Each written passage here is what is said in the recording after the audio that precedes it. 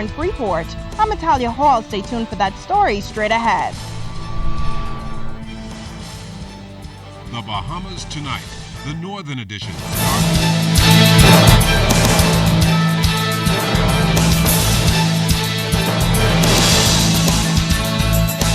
This is the Bahamas Tonight, the Northern Edition. Good evening, all. I'm Shashina Roll. As always, it is so great to have you with us. Topping news, the government to invest in the transformation of the downtown fruit and vegetable market. Work could begin soon. Vendors are excited about the new development that they hope will help to attract more businesses to the city center. Italia Hall spoke with the local vendors today. A contract was signed late last month for improvements to the fruit and vegetable market. The downtown location has become a popular stop for tour buses, as visitors to the island are given an opportunity to experience a variety of native fruits and vegetables, Bahamian drinks, and cuisines. But the facility has been in a state of disrepair for some time now, and local vendors are welcoming the news of pending repairs. Things is picking up a little. It's looking good, and we thank God for the contractor. You know, I work in the industry all my life, and it's up and down, and we are not getting the quality tourists that we used to have, but we thank God for who we have now. Tourists really find the joy in shopping out here because we're very sociable, we make them feel comfortable, and the prices are great. Well, sales right now is pretty much good because we have the celebration that came back in, and the Bay Area has tours coming through here as well. Vendors say while upgrades are in the pipeline, they are hoping the improvements will also include increased security as well. We have a lot of break-ins on top of break-ins, and then when they break in, we have to fix the place ourselves. I'm afraid to put anything else in my shop anymore. I don't even have equipment to even fix my door, because as you can see, they took out all of the plywood and everything with the lap it across. Although some vendors have mixed emotions on the state of the market, many say they are looking forward to the upgrade. I am elated to know that the contract has been signed. I am really looking forward for it at the end of the day to be like a state of the art. It's needed, a good facelift, propagating entrance for the buses to come in, and easy flow. I also think they should have music out here, and a lot of things need to change, a whole lot. And I'm looking forward for the changes. And I thank God for, where we are. I'm glad that they're going to fix the place up and hopefully come to some kind of resolution, because this is the downtown Freeport. This is the only fruit market we have, and this is our business. We don't have anywhere else to go. We were saying that, we needed some upgrading through here. And the government, they signed a contract and they're doing it, and we welcome it. Italia Hall, ZNS Network News. Now, while vendors say they are faced with frequent break-ins, police officials say they haven't had any reported matters of break-in in that area in recent time. In fact, they say earlier this year, when the matter was brought to their attention, a special team was given the duty to patrol the area at night, and that effort resulted in several persons being arrested and taken before the court. Now, police are advising anyone who are aware of such incidents to report them to the police. As to the other concerns, Minister for Grand Bahama, Dr. Michael Darville, says that they are aware of some of the issues facing vendors at the downtown market. He says the decision to carry out repairs came after vendors came forward to express their concerns. He notes that work should begin soon and safety tops the list. We have decided to put in place the proper parking so that when the various buses come to the site or the various tour guides come to the site, we will not be in a position where they're in and out obstructing the flow of walking traffic. The toilet facilities were a major concern. We're going to upgrade those facilities. And going forward, we will have a better management system in the market to ensure that the rules and regulations of the market are adhered to. Now, Darville says he plans to meet with vendors to bring them up to speed on the plans for the fruit and the vegetable market.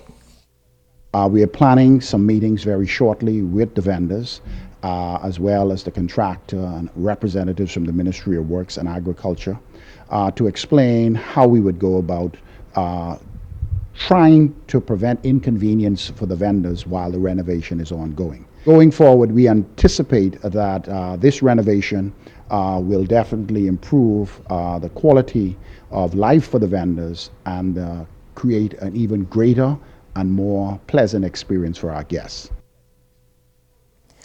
Now, the Grand Celebration operated by Bahamas Paradise Cruise Line is back in operation following repairs after 2 air conditioning units broke down earlier this week. The ship, which operates 2-night trips between West Palm Beach and Freeport, experienced an unexpected failure to 2 chiller units on August 4th, forcing a 6-hour delay in departure from the port of Palm Beach. A company official said expert technicians worked diligently to fix the problem. The Celebration departed the port of Palm Beach last evening and arrived on Grand Bahama this morning. Officials say passengers who were booked on the August 6th cruise can receive a free cruise in the future, plus a $50 onboard credit. However, those declined to sail will receive a refund. And a local attorney is weighing in on a disturbing trend that is taking the world by storm: forwarding messages that could be defaming others. Tonight, she talks about how persons can unknowingly find themselves on the wrong side of the law while spreading information that they think might be in the best interest of the community. With a click of a button, information can be shared and lives can be destroyed. There have been incidents where damaging information and pictures have been circulated of persons reportedly afflicted with serious health challenges. But attorney at law Constance McDonald says those forwarding this type of information is on the wrong side of the law. If someone makes a defamatory statement and someone passed it on, whether they know it's true or not, it makes them liable. Because every time you repeat a defamatory statement, you're liable in damages to that person. While McDonald notes that even if the person forwarding the information has proof that it is true, you can still be liable for defamation. However, what many people are unaware of is what happens if someone knowingly infects another person with a sexually transmitted disease like HIV or AIDS. It's an offense for them to go around having sex with persons without disclosing to them that they're infected. She says this charge falls under the Sexual Offenses Act. They can actually be put in a place of detention for like 5 years. That's a serious offense. As a matter of fact, there were also cases where it was held that it was equivalent to manslaughter. Because if you are infected with a life-threatening disease and you, without disclosing to the other party, because sometimes, people know. And if they know, they may try to protect themselves. But if they don't know, and you know, and you didn't disclose it, then that's an offense. McDonald says, unfortunately, due to the stigma attached, many people do not come forward. Most persons, if that happens, don't want nobody to know. And especially, you have a lot of situations. You may have situations where persons are, they might be married or, So, okay, if you're a married man and you don't want your wife to know, what you going to do? She believes that this community must be more sexually responsible. And here's her appeal to persons inflicted with HIV or AIDS or any other serious health challenge. Sometimes what happens is people are revengeful. Someone did it to me, therefore I'm going to do it to somebody else. I've actually heard people making these type of statements. But guess what? When we try to get even in that type of way, we end up only hurting ourselves more. And by infecting a bunch of people, it doesn't help you. It only hurts you more and causes people to, somebody may be so angry that you did that to them. They may try to do something to you. Stay with us. The Bahamas Tonight, the Northern Edition, continues right after this. Bringing news that matters to you. You're watching the Bahamas Tonight, Northern Edition. Welcome back. Members of the Christian community being encouraged to seek formal training in the gospel. Tonight, Sabrina Brown tells us how a Bible college is preparing many for ministry. Caribbean Ministries Association launched its Bible Institute on Grand Bahama back in 2007 with a mandate to equip people to rightly handle God's Word. Director of Training is Kevin Knowles Sr. The whole idea of Caribbean Ministry or Caribbean Bible Institute is to come alongside the church. We're not here to supplant the church. We're not planning on starting any churches. We know that pastors are overwhelmed, and we just want to come alongside the church, come alongside pastors to help them equip their members to do the work of the ministry. Caribbean Bible Institute is non-denominational, and Knowles says the 2-year certificate program offers 10 courses. Bible study methods, rules of interpretation, New Testament survey, church administration, pastoral and church ministry, Old and New Testament survey, Bible doctrines. And so we take people through from September through May. We try to go with the school year, often the summers. Our classes are basically 2 weeks a month. He says CMA, which is affiliated with Lancaster Bible College in Pennsylvania, provides a strong foundation for those who wish to further their education in theology. You get a certificate from CMA, Ministry Association, but if you finish with 10 of our courses, you're able to get what we call various certificates from Lancaster Bible College in Pennsylvania.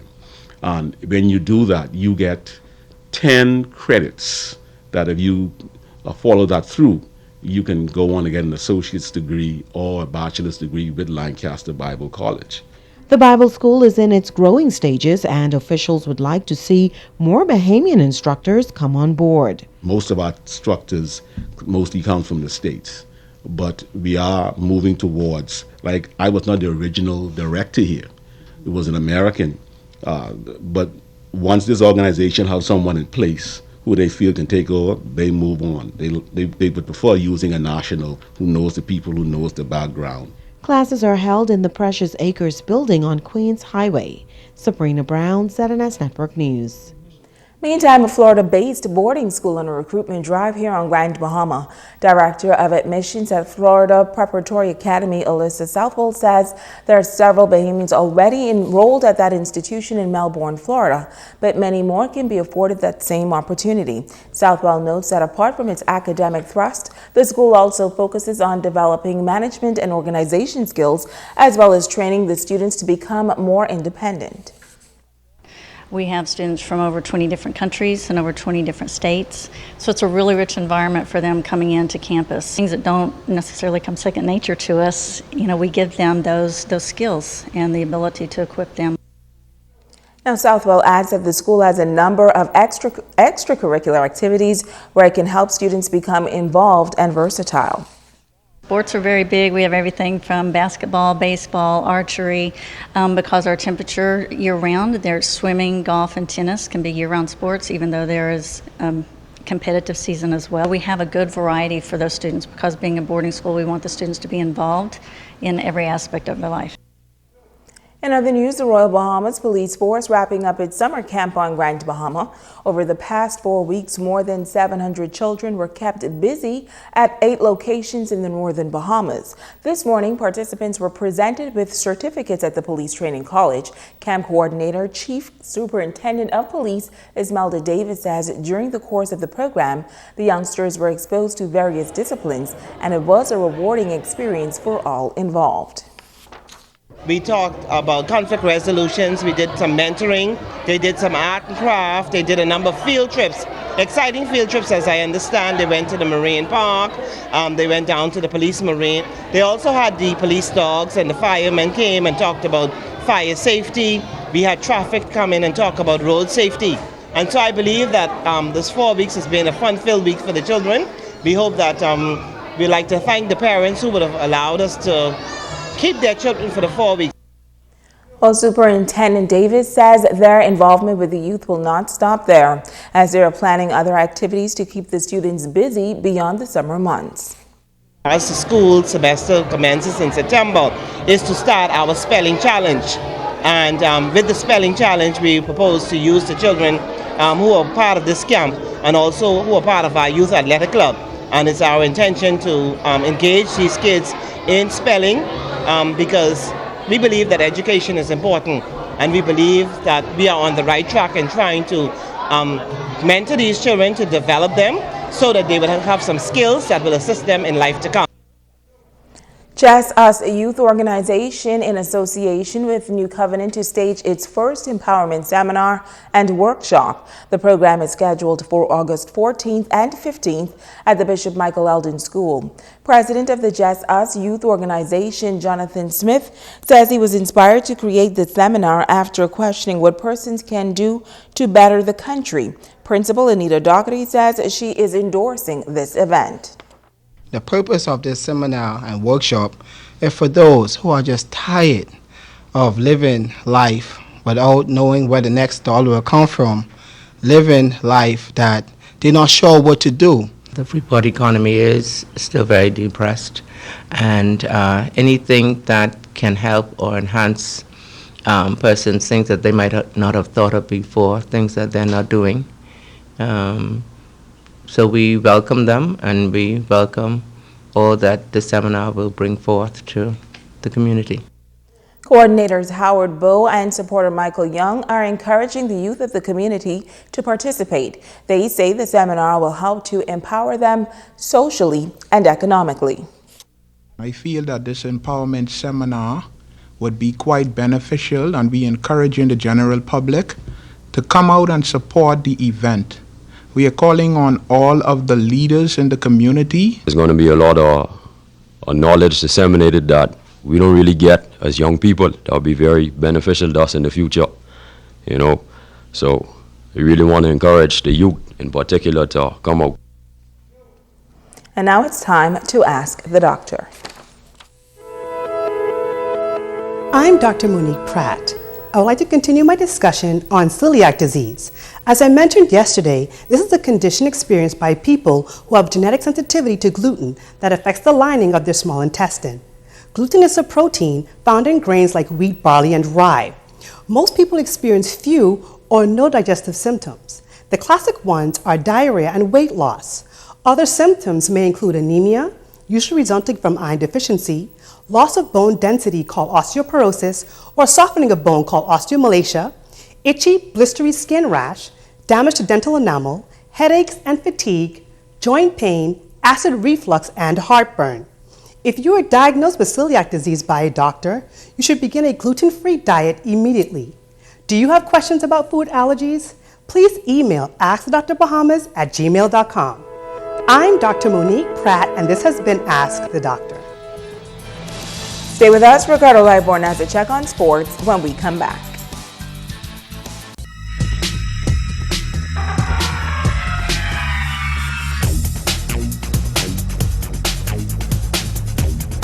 Welcome, sports, everybody. I'm Ricardo Liborn. This one tonight goes out to my very good friend Craig Wallace, who will bid farewell to his wife, Adri Adley Wallace, tomorrow. The whole Adley clan is down here in Grand Bahama for that particular event. Craig, our deepest sympathies. Here we go. The Grand Bahama Power Company Sports Festival is in full swing at the Merritt Baseball Park. They are going to be using the sports complex as well, and St. George's Gym. Our Kimberly Munning spoke to some of the organizers yesterday.